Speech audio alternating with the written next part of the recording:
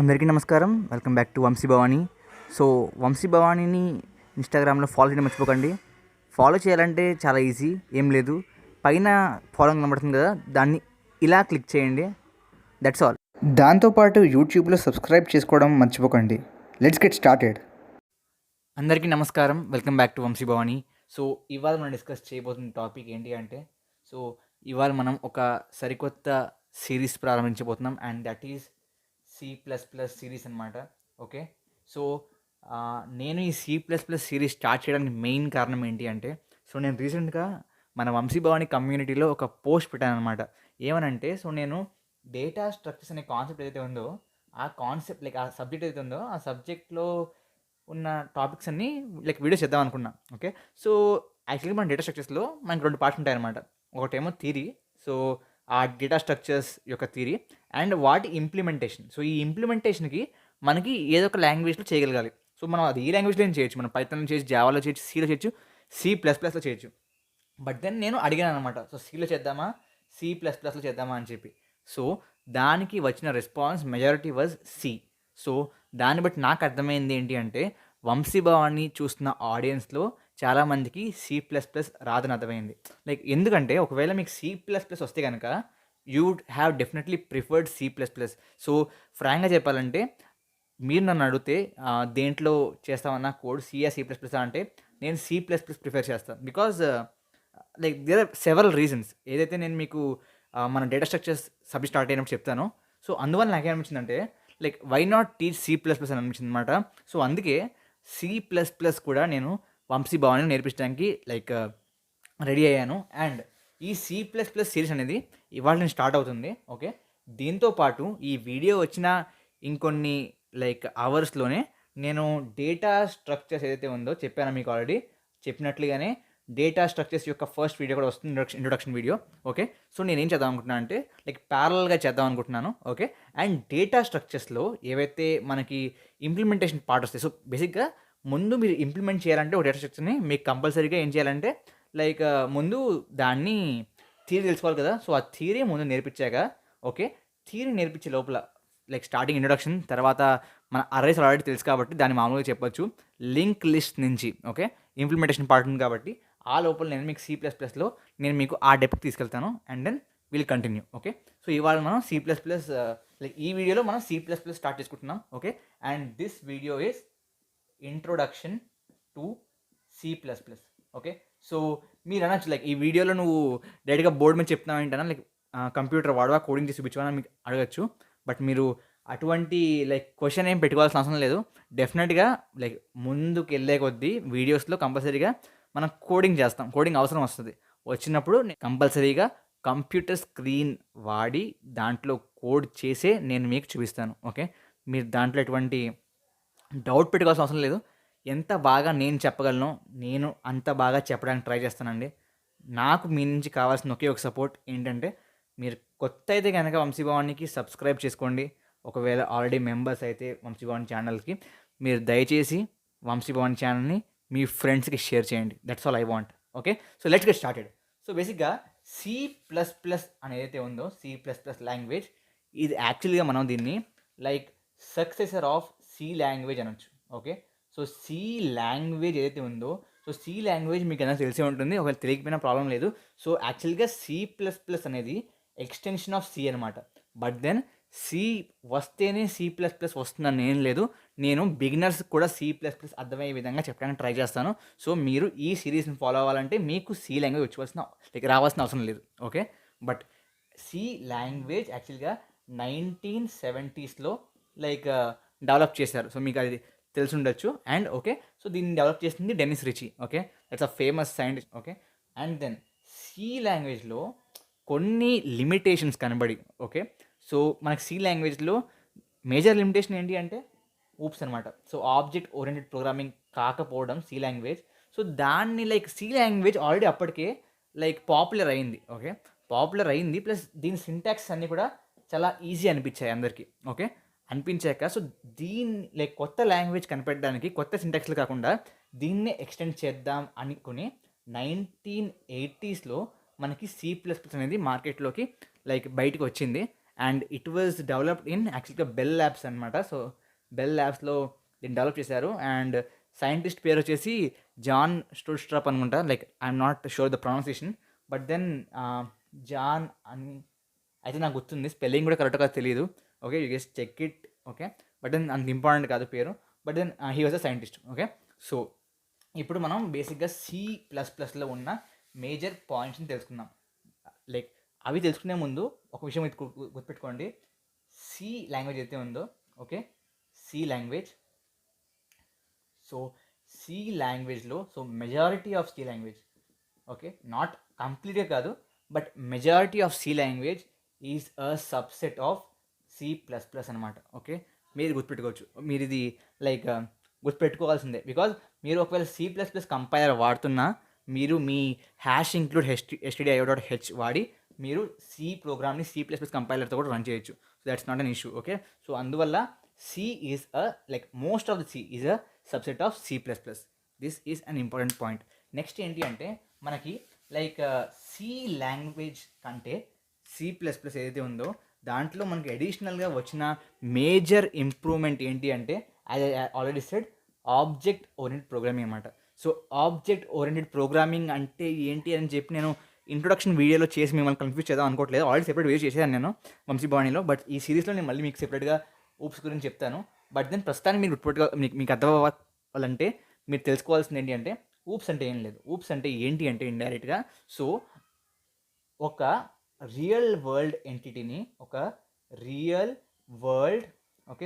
World ఎంటిటీని ప్రోగ్రాంలో represent చేసి దాన్ని యాట్రిబ్యూట్స్ కానీ దాన్ని ప్రాపర్టీస్ని కానీ మాడిఫై చేసి ఆర్ మ్యానిపులేట్ చేసి మనం కోడ్ రాయగలిగితే, ఆర్ దాన్ని మనం ఒక రియల్ వరల్డ్ ఎంటిటీ గురించి మనం ఆర్ రియల్ వరల్డ్ ఎంటిటీలో మనం ఏదైతే చేయగలమో మాన్యువల్గా వాటిని ఆటోమేట్ చేసేటప్పుడు మనకి అవసరమయ్యే వస్తువుల్ని ఆర్ ప్రాపర్టీస్ని ఒక విధంగా ఎన్క్యాప్సులేట్ చేసి దాన్ని వాడగలగడం ఈజ్ ఊప్స్ అనమాట.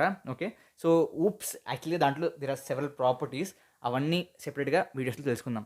That is the first point. Okay, second thing, why C++ is that popular అంటే ద రీజన్ ఏంటి అంటే C++ అనేది ఓకే చాలా ఫాస్ట్. మీరు జావా కానీ పైథాన్ కానీ కంపేర్ చేస్తే C++తో C++ యొక్క ఎగ్జిక్యూషన్ యాక్చువల్గా చాలా ఫాస్ట్ ఉంటుందన్నమాట.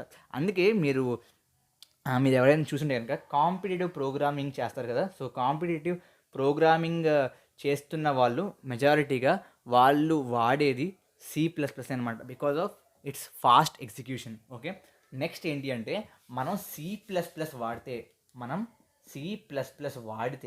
మనకి యాక్చువల్గా ఏదైతే కంప్యూటర్ హార్డ్వేర్ ఉంటుందో, సో ఆ కంప్యూటర్ హార్డ్వేర్ ఏదైతే ఉంటుందో సో ఈ హార్డ్వేర్ మీద ఎక్కువ కంట్రోల్ ఉంటుంది. ఓకే, బేసిక్గా మీరు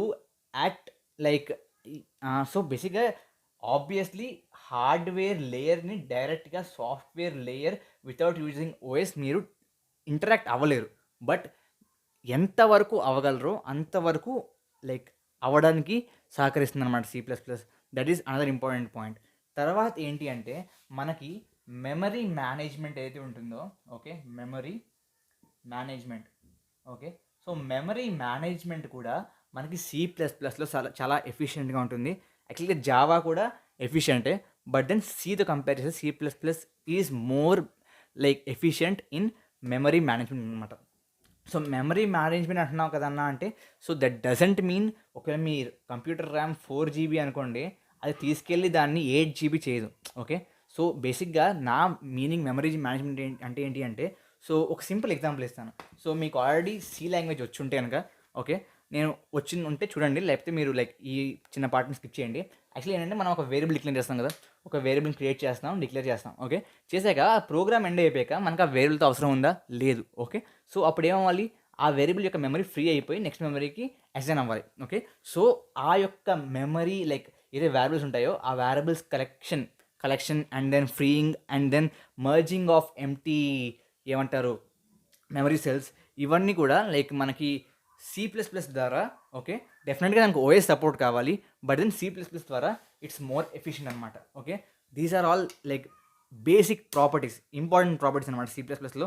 సో ఈ మేజర్గా కూడా మీకు ఫర్ ఎగ్జాంపుల్ C++ గురించి, ఓకే, మీకు C++లో కాకుండా లైక్ C++తో ప్రోగ్రామ్ చేయమని కాకుండా C++ గురించి లైక్ C++ లాంగ్వేజ్ గురించి మిమ్మల్ని ఎవరైనా ఎక్కడైనా ఇంటర్వ్యూలో ఎక్కడైనా క్వశ్చన్స్ అడిగితే these are the major points, దీని మీద వాళ్ళు క్వశ్చన్ అడుగుతారు మిమ్మల్ని. ఓకే, అండ్ దెన్ ఇప్పుడు నేను మీకు ఓకే వీడియో ఎండ్ చేసే ముందు సో ఎలాగ ఇంట్రొడక్షన్ అనుకున్నాం కాబట్టి నేను మీకు ఒక సింపుల్ ప్రోగ్రామ్ రాస్తాను. సో బేసిక్గా structure, okay, structure of C++ program చూపిస్తాను. ఓకే, సో బేసిక్ స్ట్రక్చర్ ఏంటి? సో స్ట్రక్చర్ అంటే నా యొక్క like opinion like so structure అంటే నా యొక్క మీనింగ్ ఏంటి అంటే, సో మనకి సి లాంగ్వేజ్ ఎలా ఉంటుంది, మనం హ్యాష్ ఇంక్లూడ్ stdio.h అని రాసి తర్వాత మనం కింద వాయిడ్ మెయిన్ అని రాసి బ్రేసెస్ ఓపెన్ చేసి లోపల కోడ్ రాస్తాం కదా. సో ఆ విధంగా మనకి C++లో బేసిక్ స్ట్రక్చర్ ఏంటి అని చెప్పి నేను చెప్తాను చూడండి. సో బేసిక్ స్ట్రక్చర్ ఫస్ట్ వచ్చేసి hash include IO stream. Okay, hash include IO stream using namespace std semicolon int main braces return 0. Okay, this is the basic structure of C++ programme.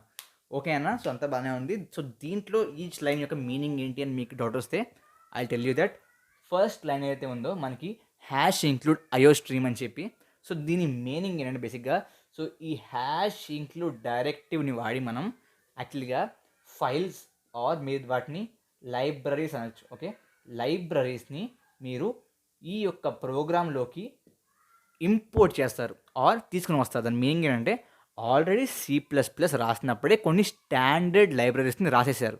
So for example input ఎలా తీసుకోవాలి, output ఎలా print చేయాలి screen మీద, so these are all defined. So ఆ ఏవైతే define అయ్యాయో వాటిని మీరు డైరెక్ట్గా వాడేందుకు, ఓకే, డైరెక్ట్గా వాడేందుకు మీరు మళ్ళీ దాని యొక్క కోడ్ మొత్తం రాయకుండా ఉండేందుకు మీరు ఆ యొక్క కోడ్ ఏదైతే ఉందో దాన్ని ఈ యొక్క కోడ్లోకి ఈ యొక్క కరెంట్ ప్రోగ్రాంలోకి ఇంక్లూడ్ చేయాలి కదా. చేయడానికి మీరు ఈ యొక్క లైన్ వాడతారు. Okay, next using name space std అనేది ఉందో, సో ఇప్పుడు దీని గురించి నేను మీకు డీటెయిల్గా ఫస్ట్ వీడియోలో చెప్పడం like it's very difficult, but then నేను మీకు చెప్పడానికి ట్రై చేస్తాను. బేసిక్గా ఏంటి అంటే ఫర్ ఎగ్జాంపుల్ నేను మీకు ఎలా చెప్పొచ్చు అంటే ఫర్ ఎగ్జాంపుల్ ఒక క్లాస్ ఉందండి. ఓకే, ఒక క్లాస్లో ఫర్ ఎగ్జాంపుల్ మనకి ఒక 10 మంది ఉన్నారు. ఓకే, ఒక 10 మందిలో ఫర్ ఎగ్జాంపుల్ ఇద్దరి పేరు సాయి అనుకుందాం. ఓకే, సో ఇద్దరి పేరు సాయి అయినప్పుడు ఆ ఇద్దరిని లైక్ ఫర్ ఎగ్జాంపుల్ క్లాస్లో టీచర్ సాయి అని పిలిస్తే లైక్ ఇద్దరు రియాక్ట్ అవుతారు. బట్ దెన్ ఒకవేళ టీచర్ స్పెసిఫిక్గా ఒక వ్యక్తినే రిప్రజెంట్ చేయగలగాలి అంటే సో టీచర్ వాళ్ళ యొక్క సర్ నేమ్ కానీ, okay, or for example Sai తర్వాత వాళ్ళకి ఇంకా ఎక్స్ట్రా ఏమైనా నేమ్ ఉంటే for example Sai Kumar, okay, for example Sai Shankar, so something like that. So ఆ పేరు కానీ వాడతారు. ఓకే, ఎందుకు ఏదైతే కామన్ ఎంటిటీ ఉందో దాన్ని లైక్ యూనిక్గా రిప్రజెంట్ చేసేందుకు ఏదైతే యూనిక్ ప్రాపర్టీ ఉంటుందో మేబీ సర్ నేమ్ ఇద్దరికి వేరేగా ఉండొచ్చు. ఓకే, సో అప్పుడు ఏమవుతుంది, దీన్ని వాడి లైక్ ఆ యొక్క పర్సన్ని యూనిక్గా రిప్రజెంట్ చేయొచ్చు. సో అదేవిధంగా మనకి మల్టిపుల్ ఫంక్షన్స్ ఉంటే ఒకే ఫైల్లో ఇంక్లూడ్ చేసినప్పుడు సో యాక్చువల్గా మీరు ఒకటే ఫైల్ ఇంక్లూడ్ చేయాలని రూల్ లేదు. సో మనం ముందుకెళ్ళే కొద్ది సిరీస్లో we will have multiple like hash include, దీని లోపల మనం లైక్ డిఫరెంట్ ఫైల్స్ని ఇంక్లూడ్ చేయొచ్చు. అప్పుడు ఫర్ ఎగ్జాంపుల్ 2 ఫంక్షన్స్ పేర్ల మధ్యలో క్లాష్ వస్తే అప్పుడు దాన్ని రిజాల్వ్ చేయడానికి మనం ఈ నేమ్ స్పేస్ వాడుతూ ఉంటాం అనమాట. ప్రస్తుతానికి మీరు అర్థం చేసుకుంటే సరిపోతుంది. ముందుకెళ్ళే కొద్దీ మీకే లైక్ ఎందుకు వాడతాం అని చెప్పి క్లారిటీగా అర్థమవుతుంది. ఓకే, తర్వాత ఇది ఏంటి, సో ఇంట్ అని రాసాం ఏంటి అన్నా అంటే సో ఇంట్ is a like data type అనమాట. నేను దాని గురించి సెపరేట్ చెప్తాను, ప్రస్తుతం మీకు తెలియకపోతే వదిలేయండి. యాక్చువల్గా ఇంట్ అనేది ఒక డేటా టైప్, అంటే అది దేని రిప్రజెంట్ చేస్తుందంటే ఒక ఇంటీజర్ నంబర్ని. ఓకే, అండ్ దాని మీనింగ్ ఏంటో చెప్తాను ఆగండి. సో ఇప్పుడు ఈ మెయిన్ అంటే ఏంటి, బేసిక్గా దీని మీనింగ్ ఏంటి అంటే ఎప్పుడు కూడా మీరు ఒక ప్రోగ్రామ్ రాసాక దాన్ని రన్ చేసేది ఎవరు, ఓకే, మీరు కంపైలర్ అని అనొచ్చు. కంపైలర్ దాన్ని రన్ చేయదు. ఓకే, కంపైలర్ ఆ కోడ్ని లైక్ ఎగ్జిక్యూటివ్ ఫైల్లోకి మీకు ఇస్తుంది. ఆ ఎగ్జిక్యూటబుల్ ఫైల్ని రన్ చేసేది operating system. Okay. So operating system ఎప్పుడైతే ఈ కోడ్ని రన్ చేస్తుందో ఈ కోడ్ యొక్క ఈ కోడ్లో మనకి సెవరల్ ఫంక్షన్స్ ఉండొచ్చు, సెవరల్ మెథడ్స్ ఉండొచ్చు. ఓకే. సో ఏ మెథడ్తో ప్రోగ్రామ్ ఎగ్జిక్యూషన్ స్టార్ట్ అవ్వాలి అని తెలియడానికి మనకు ఒక ఎంట్రీ పాయింట్ కావాలి కదా. సో ఎంట్రీ పాయింట్ ఒక ప్రోగ్రామ్ని ఎగ్జిక్యూషన్ స్టార్ట్ చేయడానికి మనకు కావాల్సిన ఎంట్రీ పాయింట్ అనేది ఈ మెయిన్ అనమాట. సో ఈ మెయిన్ ఫంక్షన్ అనేది ఎంట్రీ పాయింట్. సో ఎప్పుడు కూడా ఒక కోడ్ యొక్క ఎగ్జిక్యూషన్ స్టార్ట్ అయ్యేది ఈ లోపల ఉన్న ఫస్ట్ లైన్తో. Okay. So this is the first line it is executed. Okay. So అందుకోసం మనం ఎంట్రీ పాయింట్ని రిప్రజెంట్ చేయడం కోసం మనం ఈ యొక్క ఏమంటారు మెయిన్ ఫంక్షన్ని వాడతాం. సో రిటర్న్ 0 అంటే ఏంటి అంటే సో ఇక్కడ ఇంట్ వాడుతుంది దీనికోసమే. సో మనం ప్రోగ్రామ్ అయిపోయాక ఒక వాల్యూని రిటర్న్ చేయాలి. సో మీరు డౌట్ రావచ్చు, అన్న మనం సి లాంగ్వేజ్ రాస్తున్నప్పుడు ఇక్కడ వాయిడ్ మెయిన్ ఇక్కడ రిటర్న్ ఏం రాయం కదా అన్న మీకు డౌట్ రావచ్చు. సిలో మనం రిటర్న్ చేయాల్సిన అవసరం లేదు. బట్ C++లో as a said you memory management efficient కాబట్టి యాక్చువల్గా ఇక్కడ రిటర్న్ 0 చేస్తున్నాం అంటే ఏంటి అంటే మనం ఓఎస్ ఉంది కదా. సో చెప్పాం కాబట్టి ఒక ప్రోగ్రామ్ని ఎగ్జిక్యూట్ చేసేది ఎవరంటే ఓఎస్. సో ఓఎస్కి చెప్తాను అనమాట, ఎప్పుడైతే ఓఎస్కి 0 అనే వాల్యూ వస్తుందో okay returned by main function దానికి అర్థమైపోతుంది అనమాట.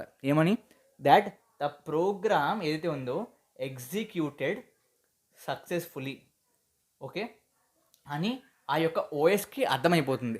సో ఒక ఓఎస్కి చెప్పడానికి ఏమని నువ్వు ఏదైతే ఎగ్జిక్యూట్ చేసావో ప్రోగ్రామ్ అది సక్సెస్ఫుల్గా ఎగ్జిక్యూట్ అయిపోయింది అండ్ ప్రోగ్రామ్ ఇక్కడతో ఎండ్ అయిపోయింది అని చెప్పడానికి. సో యాక్చువల్గా 0 అనేది ఇంటిజర్ వేరియబుల్ కాబట్టి మనం ఇక్కడ ఇంట్ అని రాసాం. సో ఇక్కడ నేను ఫర్ ఎగ్జాంపుల్ 1.5 అని రాసుంటే ఇక్కడ ఫ్లోట్ రాయాల్సి వచ్చేది. బట్ స్టాండర్డ్ కన్వెన్షన్ ఏంటి అంటే ఒక ప్రోగ్రామ్ ఎగ్జిక్యూషన్ కరెక్ట్గా ఎండ్ అవుతే మనం ఓఎస్కి 0 రిటర్న్ చేస్తాం. సో ఇదంతా ఇవన్నీ లైన్స్ రిటర్న్ అయ్యాయి అనుకోండి. సో యాక్చువల్లీ మనకి రాసేది అక్కడ ఈ యొక్క మెయిన్ ఫంక్షన్ లాస్ట్లో. మెయిన్ ఫంక్షన్ యొక్క లాస్ట్లో ఉంది అంటే మీనింగ్ ఏంటి, దీని లోపల ఉన్న లైన్స్ అన్నీ కరెక్ట్గా ఎగ్జిక్యూట్ అయ్యాయి కదా. సో అందుకని లాస్ట్ మనం 0 రిటర్న్ చేస్తాం. సో 0 కాబట్టి అది మనం ఇక్కడ ఇంటిజర్ పెట్టాం. That's all. రిటర్న్ చేస్తుంది ఎవరికి ఓఎస్కి. ఎందుకు కరెక్ట్గా ఎగ్జిక్యూట్ అయింది అని చెప్పడానికి. నేను మీకు ఇది క్లారిటీగా అర్థమైందని అనుకుంటున్నాను. అర్థం కాకనే పర్లేదు, ఎందుకంటే ఈ యొక్క కాన్సెప్ట్ యాక్చువల్గా ఫంక్షన్స్ అనే టాపిక్లో వచ్చే ఒక concept. Okay. But then first వీడియోలో నేను ఒక ప్రోగ్రామ్ యొక్క స్ట్రక్చర్ చెప్తాను కాబట్టి నేను ఇది ఇక్కడే చెప్పడం జరిగింది.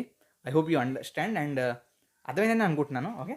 సో ఇంకొక ఇంపార్టెంట్ పాయింట్ ఏంటి అంటే సి లాగానే C++ కూడా ప్రతి లైన్ చివరన మనం సెమీకోలన్ పెడతాం. Okay. That's very important. As usual సిలో ఎలాగైతే మనం పెడతామో అలాగే మీరు ఇది పెట్టకపోతే you will get error. Okay. So మీరు ఎర్రర్ చేతిలో పడకూడదు అనుకుంటే ఈ సెమీకోలన్స్ పెట్టడం మర్చిపోకండి. Okay. That's one thing.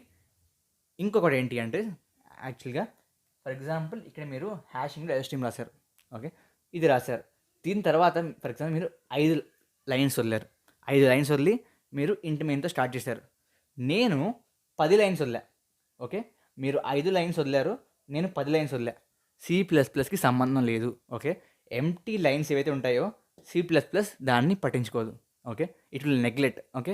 Empty spaces and empty lines ఏవైతే ఉంటాయో it will neglect. So empty spaces అంటే ఫర్ ఎగ్జాంపుల్ నేను ఇందాక ఇంట్ మెయిన్ రాశాను. సో అన్న ఈ స్పేస్ని నెగ్లెక్ట్ చేస్తున్నా అంటే ఈ స్పేస్ని నెగ్లెక్ట్ చేయదు. ఫర్ ఎగ్జాంపుల్ నేను ఇంట్ తర్వాత 1 2 3 4 స్పేస్లు వదిలి మెయిన్ రాశాను అనుకోండి, ఈ 4ని అది తీసుకోదు, ఈ 3ని నెగ్లెక్ట్ చేస్తుంది. So that's what I mean by extra spaces. Okay. Extra white spaces and empty line స్పేసెస్ని నెగ్లెక్ట్ చేస్తుంది. So this is basically the structure of C++ program. Okay. So నేను మీకు ఇది అర్థమైంది అనుకుంటున్నాను అండ్ ఇంట్రొడక్షన్ వీడియో కూడా మీకు బాగా అర్థమైంది అనుకుంటున్నాను. సో ఈ వీడియో మీకు నచ్చినట్లయితే లైక్ చేయండి అండ్ తప్పకుండా సబ్స్క్రైబ్ అండ్ మీ ఫ్రెండ్స్కి షేర్ చేయడం అయితే మర్చిపోకండి. Thank you very much guys. జై హింద్, జై భారత్.